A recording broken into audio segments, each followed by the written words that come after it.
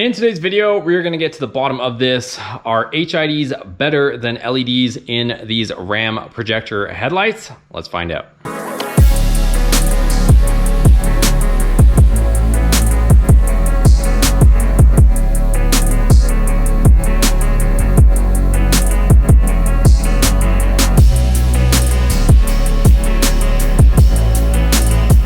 Hey guys, welcome back to today's video. And if you guys have been with the channel for a little while, you'll know that I've done these type of videos before, and I've done them a few years ago actually. So we compared the LEDs to the HIDs a long time ago, and then not too long ago I also tried the latest and greatest 360-degree LED chipset bulbs in these, and still didn't have good light output. We had a lot of dead spots.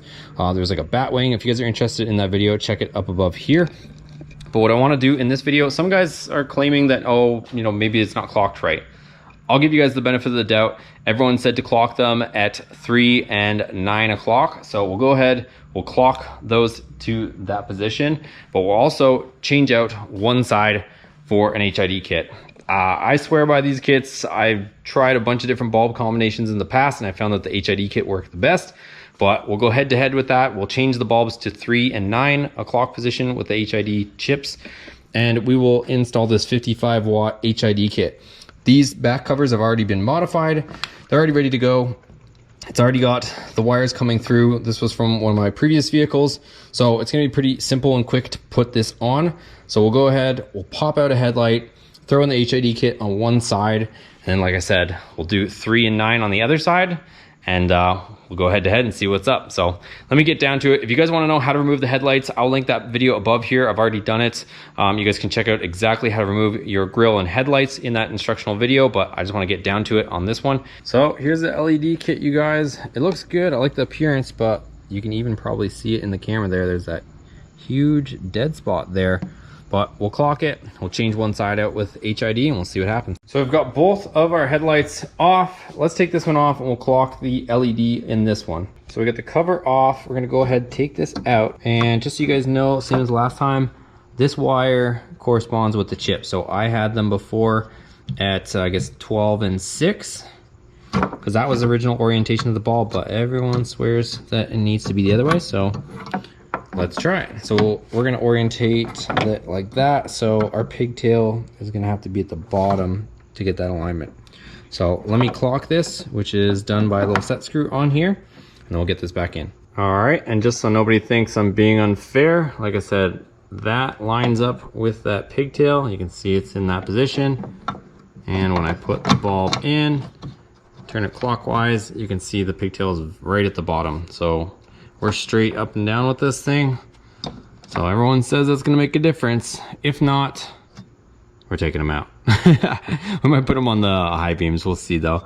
But let me go ahead and we'll do the HID kit on the other side. So here's our passenger side. We're gonna take out this bulb. We'll unplug it and I'll show you guys the HID setup. Okay, so here's the way the HID setup works, you guys. That goes in there, our bulb goes in here. Our power, original harness, plugs into here. It's gonna bring the power out of the harness. It's gonna go to the ballast, which is this box here. It might sound confusing, but bear with me. It's gonna plug into here. So the power is gonna come through here. It's gonna travel along here, go into our ballast with this connection. It's gonna come back out.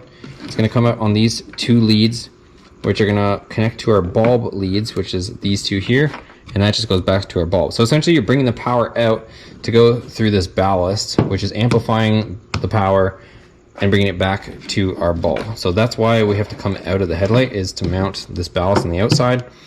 So I'm gonna connect these two and then we can put our cover back on. All right, so the cover's back on, and you can see we've got kind of a dangle of wires, but not to worry. I'll show you guys where to mount them. And it's really not that difficult. If you guys were to do this yourself, you would drill a hole through here, and it comes with the rubber grommets. So you just drill a hole with the appropriate size, install the rubber grommet, and then you can do the exact same thing. I already happen to have a set of modified covers. So you can see there, you just drill the hole in the cover and, like I said, put the grommet in and you're done. So I just want to do a true comparison for you guys. We got the two headlights done. We got that one with HID, this one with the clocked LED. Let's see what happens. All right, guys. Well, I already know the outcome of this experiment because I've done it before, but for all the non-believers, let me go ahead and turn the headlights on and I'll show you guys what my findings are before I even go out to the street. Do you guys see what I see? It's pretty obvious. That's the way we clocked it. You guys can see the dead spot right there. If I put it on here, we adjust the camera. Check that out. Look at that strange beam pattern. So we got a dead spot at the top and the bottom. And right here, that's down the road, you guys. So all we did was move the dead spot to right in front of us. So at the bottom and at the top, which is down the road. So we didn't fix anything. We just moved the dead spot around in our lighting. Let me show you guys the HID. So right away, you guys can see we have a solid circle on the lens. No games. You go back to here. You guys can see the beam pattern even on the lens. Dead spot there, dead spot all in the center. Go back over there. HID, it is just got a beam all the way through. And watch when I put it on a piece of paper. Hopefully you guys can see that. It's blinding me. It is super bright. But you guys can see that. So we've got a nice cutoff line at the top, but you can see it is super bright everywhere. And we've got a nice crisp light everywhere. That's what we're aiming for, you guys. So that's what you want to see. You don't want to see any blank spots in your beam pattern. And I don't care what position you clock it at, you're just moving the dead spot around. But you can see there. The only tiny spot is right at the right where my finger is. That is where the wire is on the HID, but that's barely anything blocking. I mean, we can move that around if we really wanted to, but I can already tell you guys, let's go out to the street and I'll show you guys the comparison. Okay guys, so we're out on the road and like I said, no games. I already knew the outcome of this, but I wanted to do this video to show you guys and prove to you guys. You can see, since we placed this bulb at the 3 and 9 o'clock position, huge dead spot right there. The other dead spot's right there, and that's because we have the chip facing this way now. So it's blocking the light here and blocking the light there. HID kit, you can see it is clearly much brighter. Like there's no comparison whatsoever, you guys. Also a much more true white color, which you guys know is my preference because it's better visibility. Let me walk around to this side. As far as appearance, I have the grill off and stuff, so you guys can mind that. This has more of a blue color. This is just a true 5K white, which gives much better visibility. And look at that. No comparison, you guys. None whatsoever. So I'm gonna go ahead, we'll throw the HID kit in this side and you guys will see the difference, but this is a clear winner. There's absolutely no comparison between the two. So here we are, you guys, back here. These are coming out. I haven't decided if I'm gonna put them in my high beam location. We could actually put these in the high beams, but I rarely use my high beams and these were not cheap, you guys. Haven't decided. Maybe I'll decide by the end of the video if we're gonna throw them in the highs, but we'll see. For now, at least, let's get the HID kit in the lows. All right, so the HID kit is installed. We've got the bulb in. We put the wire on the very bottom. Like I said, we can move it around, but really it's not making too much of a difference on these guys. So let me put the screws back in and we can put our ballast on, get this headlight back in there. All right, and we've got this all connected. We've got our ballast connected. Again, comes out from the power source through the ballast and back into our bulb. You guys might be asking, John, where's the CAN bus adapters that you used to use? I do have them, but since we have alpha OBD, I can sit there and say that it has high intensity discharge headlights in the alpha OBD, and then it won't trigger a light or a bulb out indication on my dash running it without the CAN bus adapters. If you don't want to do all that, you can go ahead and put the CAN bus adapters in there, which I will show in the description below. They work pretty good, but sometimes the auto headlight function doesn't quite function right. But if you guys don't want to do the alpha OBD thing, you can do it that way. Either way, you can get the setup working on your truck and the results speak for themselves. I think it's worth it. This is one of the best kits that I've found. It's a 55 watt, not a 35 watt kit, and they're reliable. This is the same kit. So hear me out on this. When I say reliable, this kit I had on one of my old trucks, had it for 2-3 years, sold that truck. Somebody else bought this kit off me. I believe they ran it for a little bit, And then they ended up asking me if I wanted the kit back since they saw I got another Ram. Gave it back to me. I ran it on my last truck, and then now it's back on this truck. Same kit, same bulbs, you guys. So super reliable, quality kits, and it's affordable. It's not like some $300 kit.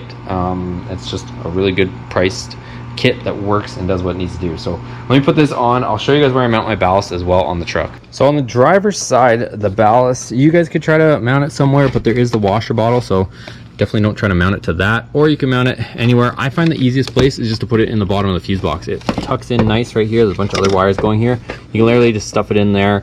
It's out of harm's way, and it's an easy and quick method to, you know, getting it out of your way and having it support it. So I'm going to do the same thing again. I'm just going to tuck it into the fuse box on this side. The rest of the stuff, standard stuff, guys. Just plug the headlight in and whatnot. But I'll show you on the other side where I mount the ballast. Okay, so here's where I mount the ballast, you guys. Just a couple screws into this plastic, and it mounts perfectly in that little pocket there. So there's that. We'll plug this into the headlight, plug our actual harness into the headlight, and then I'll show you guys the results. All right, so we've got them both installed. What I'm going to do is use Alpha OBD right now just to turn on the HID settings for our bulbs, just so that we don't get any flickering going on, and we'll go out to the street. So once you have your Alpha OBD connected, you're going to connect to the body control module or body computer. Select your year. It's already connected, so you're going to go over here, click on this little car with the hood popped open. Doesn't matter if it's a PC version or Android, same thing. Go and click on that little car. You're gonna go down to car configuration change. Then you're gonna go and you're gonna see all these drop downs. The easiest way is to type in high intensity discharge headlamps. So just type in high on the fine setting. You're gonna see vehicle config. High intensity discharge headlights. You're gonna say yes. We're gonna hit start. It's gonna tell us what the current setting is. It says no. We're gonna click next. You might have to click start. Okay, so now it's already changed. Current status, the component is yes. Also, you're gonna see CBC features, LED low beam lamps present. We're gonna change this to yes. Might only have to do one, but I'm gonna do both just to be sure. Current status is no. So this is so it's not going to look for that load on our low beams.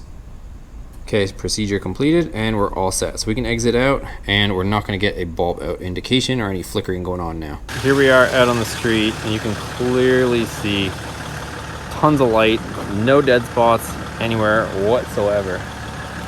And I'll show you guys from the other side. So way better light, you guys. It kind of looks like I might have a slightly different color bulb in there, but either way, I can always put a different bulb in there, but regardless, the light output is really good. I had a few different bulbs, so I may have mixed one of them. I'll be completely honest, this might be a 4300 and this is a 5000K. Irrespective of that though, you can see there's no dead spots.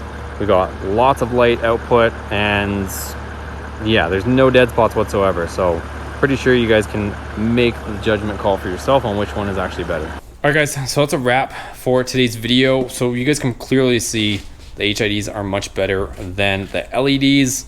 I tried doing an honest comparison for you guys, and you can see that if it's not clocked, even if it's clocked, you know, in a different orientation, it just moves the dead spots. So you guys let me know in the comments down below what you guys think. You might be able to get like a true 360-degree bulb, but I haven't seen any LEDs that have 360 and are high output. I've seen ones that exist that aren't that bright, but I would go ahead and just order the HID kit for now. It's more cost effective. If you do end up getting LEDs that have 360, they're probably going to be a lot more expensive than what it would cost you to do it this way. So everything will be linked down in the description below where you guys can find all that stuff. And like I said, the other videos, how to remove the headlights, the grill, all that stuff, I still gotta put the grill on, but all that stuff I will link down in the description below, or you guys can probably check it above here as well. But thanks for watching. If you enjoyed it, give it a thumbs up. We'll see you guys on the next video.